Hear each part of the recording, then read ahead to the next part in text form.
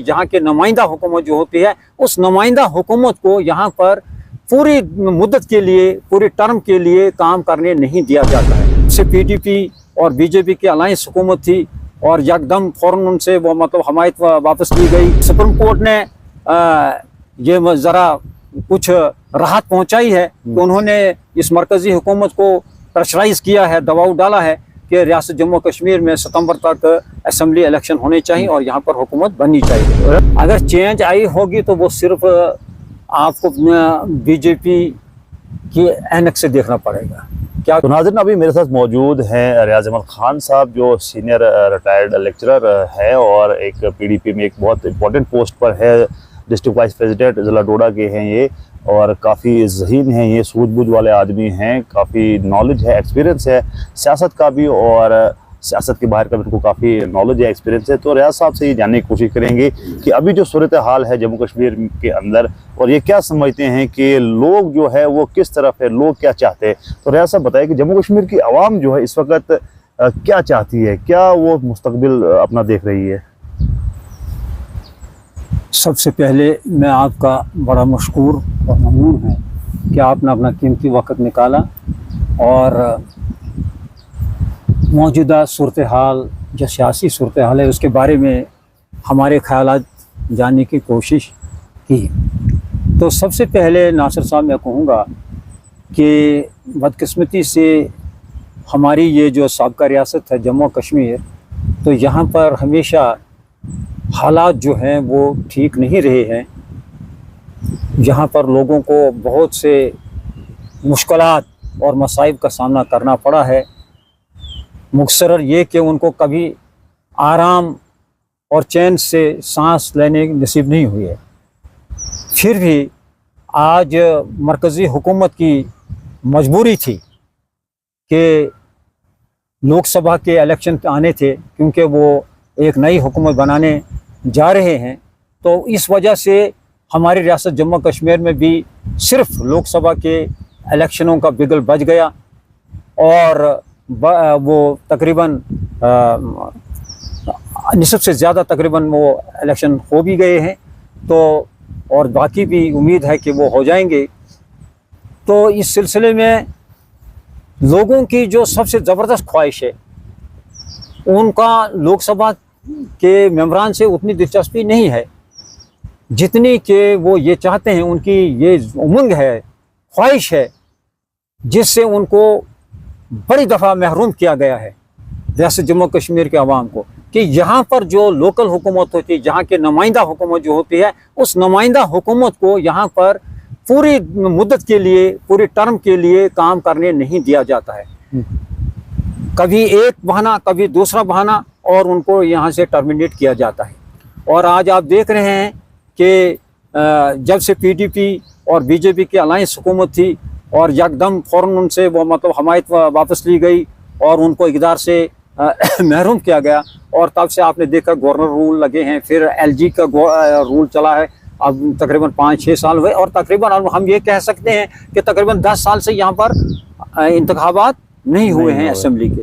तो लोगों को ज़बरदस्त जो है दिलचस्पी जो है वो असेंबली के इंतखाब से। तो चलो देर आए दुरुस्त आए। अब सुप्रीम कोर्ट ने ये ज़रा कुछ राहत पहुंचाई है कि उन्होंने इस मरकज़ी हुकूमत को प्रेशराइज़ किया है, दबाव डाला है कि रियासत जम्मू कश्मीर में सितंबर तक असम्बली इलेक्शन होने चाहिए और यहाँ पर हुकूमत बननी चाहिए। रियाज साहब बताइए कि जब 370 टोटा और 35A को भी जो है ख़त्म किया गया, तो आप समझते हैं कि उसके बाद जो है रियासत में कोई बदलाव आया, या फिर जैसा जो भारतीय जनता पार्टी कहती थी कि 370 के बाद जो है यहाँ पर रोज़गार के जो है मौके पर जो फराहम किए जाएंगे, रोज़गार खुलेगा, तरक्की होगी, बहुत कुछ होगा। तो आपको लगता है कि 370 टूटने के बाद यहाँ पे कोई चेंज आई है? अगर चेंज आई होगी तो वो सिर्फ आपको बीजेपी की ऐनक से देखना पड़ेगा क्या चेंज आई है। हमें तो कोई चेंज नज़र नहीं आती है, सतह पर कोई चेंज नहीं आती है। हाँ, एक चेंज है कि ये जो यहाँ पर जो हालात थे, ख़राब हालात थे, उसमें किसी हद तक जो ग्राफ है वो नीचे आया है। लेकिन आप कहेंगे हमने बिल्कुल ही ख़त्म कर दिया है, यहाँ पर हालात जो नासाज हालात थे, मतलब फ़र्ज़ करो कि दहशतगर्दी थी या इंटरफ्रेंस होती थी, इंट्रूजन होती थी बॉर्डर से, तो वो आप आए रोज़ देखते हैं कि वो फिर भी जारी व सारी है। तो हम ये तो एक अमन अमान की जो सूरत हाल है, ये तो कहने की बात है, लेकिन अमली तौर पर आप देखेंगे कि हालात जो हैं वो ठीक नहीं है। तो आप ये देखते हैं कि इलेक्शन में ही देखें कि कितनी फोर्सेस को डिप्लाई किया जाता है,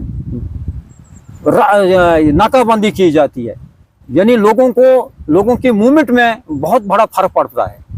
तो ये है। और आप जहाँ तक आप कहते हैं कि तरक्की का सवाल, तो सबसे बड़ी बात यह है कि पहले हम देखेंगे यहाँ रियासत जम्मू कश्मीर के यहाँ के रोज़गार की एम्प्लॉयमेंट अपॉर्चुनिटीज़ देखेंगे।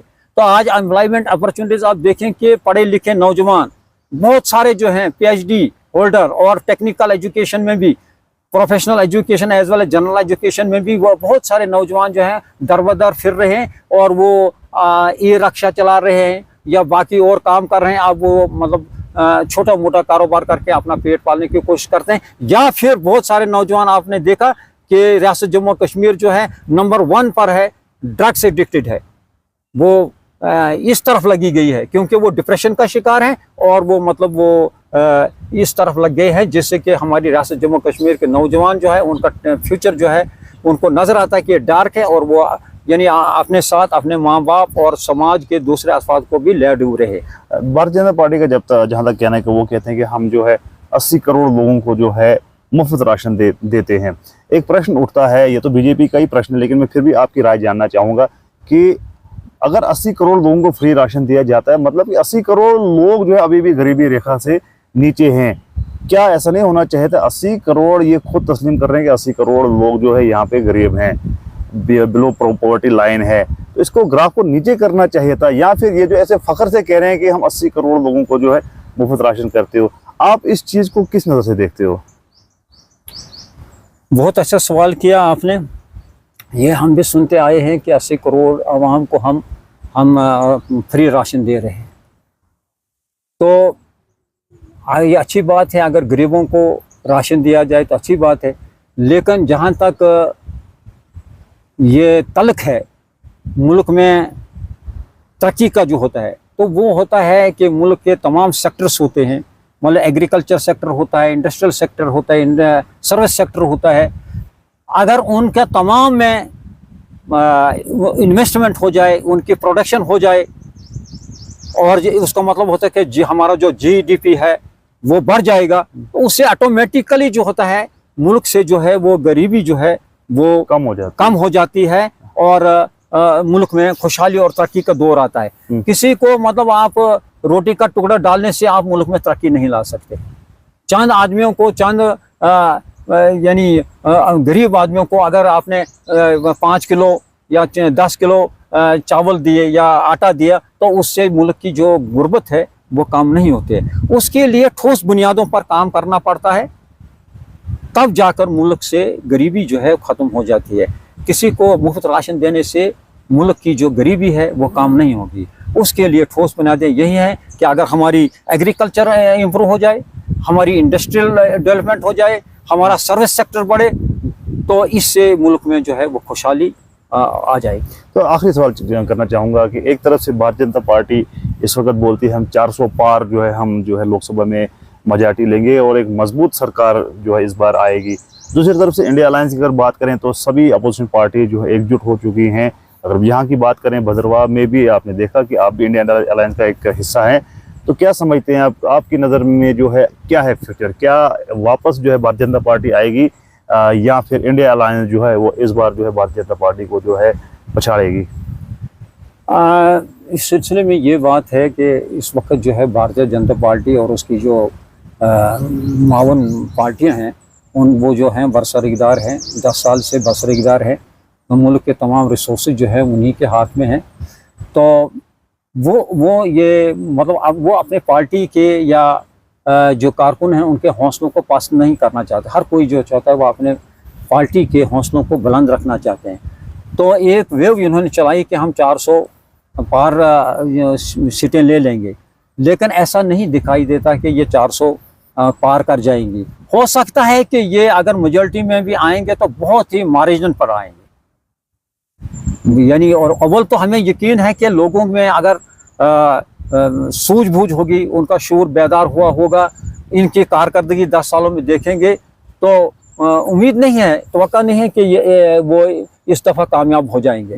इवन देन अगर ये किसी तरीके से कामयाब भी हो गए तो 400 की बात नहीं रही तो हार्डली ये मतलब सिंपल मेजॉरिटी से हो सकता है, बना सकते हैं सरकार। इस सीट पे आप क्या कहते हैं जो हमारे उधमपुर की सीट अब मैं कहूँगा ऑल इंडिया जो है इंडियन अलायंस ने भी भरपूर कोशिश कर रही है कि किसी तरीके से बीजी की जो एडवांसमेंट है, जो मार्च है इनका, एक तरह से जंगी आगे बढ़ रहे हैं, तो इसको रोका जाए। क्योंकि सबसे बड़ा मुद्दा जो है इस वक्त मुल्क के सामने जो है कि बीजेपी की वजह से जो हमारा माशरा है, समाज जो है, इसमें एक डिसयूनिटी, एक फाड़ जैसा हो गया, तकसीम हो गया है। एक यानी एहसास है, जो समझदार लोग हैं, जो अक्लमंद लोग हैं, वो उनको ये समझते हैं कि नफरत की दीवारें जो हैं वो मुल्क में खड़ी हो चुकी हैं, ऊंची हो चुकी हैं। और एक और बात है कि एक तबका जो है दूसरे तबके से नफरत करता है, तो इस हेट पॉलिसी, एक हेट पॉलिसी को बढ़ावा मिला है। तो इस हेट पॉलिसी को ख़त्म करने के लिए और मुल्क में जो हमारी बुनियाद है सेकुलरिज्म, भाईचारा, इकट्ठे रहना, तो उस यानी उसको बढ़ावा देने के लिए इंडियन अलायंस जो है वो मैदान में उतरी है। तो वो कहाँ तक कामयाब हो जाते हैं, कोशिशें जारी व सारी है। उम्मीद है कि वो बड़ी हद तक अपने मिशन में कामयाब हो जाएंगे। जी, अगर इस सीट की बात करें तो क्या समझते हैं कि इस सीट पर, क्योंकि बीजेपी पहले जो है बड़ी जो है दमखम दिखा रही थी, लेकिन जब लाल सिंह के मैदान आने के बाद जो है कहीं ना कहीं जो है चिंता का विषय बीजेपी खेमे में भी है और लोगों में भी जो इसको दो राय हैं। क्या कहेंगे इस पर आप? बेशक यहाँ का ताल्लुक जो है उधमपुर कॉन्स्टिट्यूंसी का ताल्लुक है। आप ने देखा कि इस कॉन्स्टिट्यूंसी पर 10 साल से बीजेपी का कैंडिडेट बरजमान है, और वो ऐसा कैंडिडेट है कि जिसकी शक्ल हमने टीवी में ही देखी होगी और लोगों के साथ वो कभी नहीं मिला जुला है, न ही वो आया है। कहीं 1-2 बार आया होगा इनॉग्रेशन पर, वो लेवेंडर और कुछ था प्रोग्राम, तो उस सिलसिले में वो कहीं आया है, लेकिन उसका लोगों से कोई राब्ता नहीं है।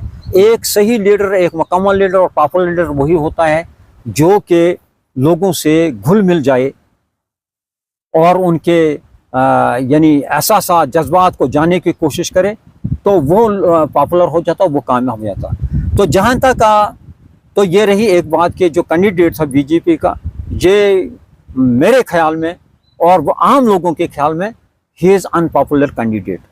तो इस वजह से बनता है कि वो इस दफ़ा कामयाब न हो जाए। और जहाँ तक लाल सिंह का ताल्लुक है, चौधरी लाल सिंह का ताल्लुक जो है, तो चौधरी लाल सिंह में अगर खामियां भी होगी लेकिन उसमें एक खूबियाँ भी हैं। तो सबसे बड़ी बात चौधरी लाल सिंह में ये बात है, ये खूबी है कि वो he is a dynamic leader. क्योंकि हमने मुशाहिदा किया है कि वो पहले स्टेट असेंबली में आए थे और उनको हेल्थ का सेक्टर दिया गया था, और एज हेल्थ मिनिस्टर उन्होंने हेल्थ रिफॉर्मेशन की, हेल्थ सेक्टर को उन्होंने लाइन पर लाया और तमाम अस्पतालों में सफाई वगैरह और डॉक्टर नर्सें जितनी भी थी वो टाइम के पाबंद थे, और यानी मरीज़ों को तसल्ली बख्श इलाज जो होता था वो मिलता था। हमें तवक्का है कि लाल सिंह इस दफ़ा कामयाब हो जाएंगे। उम्मीद है लोगों की जो अक्सरियत है, कसरत राय जो है, तो वो लाल सिंह के ही फेवर में जाती है। तो इंशाल्लाह लाल सिंह इस दफ़ा यहाँ से कामयाब हो जाएंगे। और उम्मीद है कि इस उधमपुर कॉन्स्टिट्यूंसी जो है, जिसको निगलेक्ट किया गया है, जहाँ ये खुसूसन चनाव सेक्टर जो है या भद्रवाह का जो सेक्टर है, हमारा जो मतलब था ये टनल, ये छतरगला टनल, जिसका यानी कमिटमेंट की थी बीजेपी ने कि हम इसको बनाकर तैयार कर देंगे, लेकिन आज 10 साल हुए लेकिन उस पर कोई DPR नहीं है, कोई काम नहीं हुआ। तो उम्मीद है कि आने वाले वक्त में जब हमारा कोई डायनामिक लीडर पार्लियामेंट में जाएगा तो वो इसको बड़े ज़ोर और शोर से जोश से इस मसले को उठाएगा और ये मतलब ऐसे काम हो जाएंगे। चलिए, बहुत बहुत शुक्रिया हमारे साथ बात करने थे। ये नाजरीन, ये थे रियाज अहमद खान साहब जिनसे हमने बात की और इनके तासुरात जानने की कोशिश की कि क्या तासुरात है, जम्मू कश्मीर की आवाम क्या चाहती है, और जो इलेक्शन हुआ उधमपुर कॉन्स्टिट्यूंसी सीट पर, और लोग जो है वो उन्होंने कौन सा फैसला किया होगा और क्या मुस्तकबिल लोग देखना चाहते हैं। शुक्रिया।